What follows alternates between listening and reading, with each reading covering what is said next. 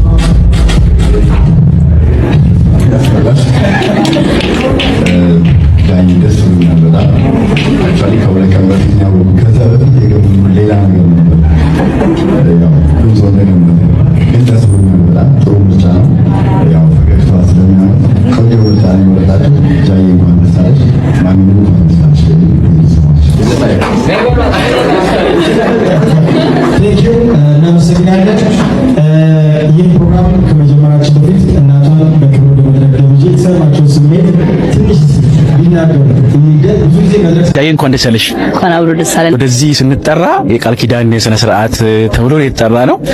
እዚህ ስንደርስ ግን ሌላ ነገር ነው የሆነው። ያው ይሄም እኮ ራሱ አምባሳደርነቱ ፕሮሚስ ነው።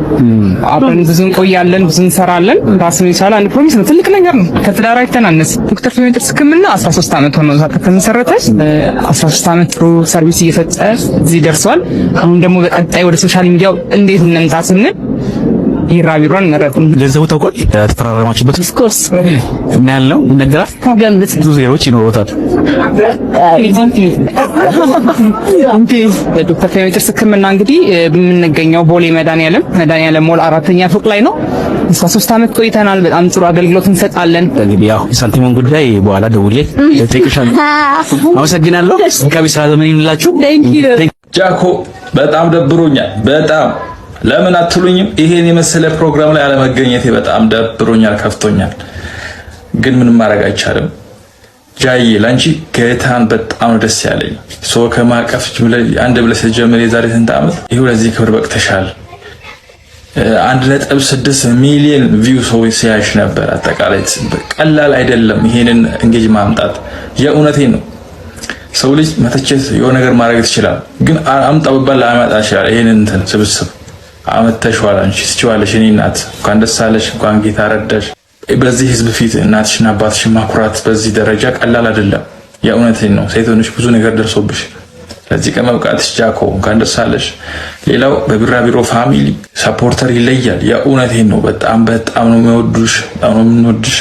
በጣም ቀላል አይደለም እና አይኖ ማታ ገብተሽ እንደምታለቅሽ የፍቅር የደስታ እንባ ምን አድርጌ ነው ጌታ እስክትይ ድረስ ከልብ ደስ ብሎናል። እኛም ባለመገኘቴ ግን በጣም እውነት ደብሮኛል።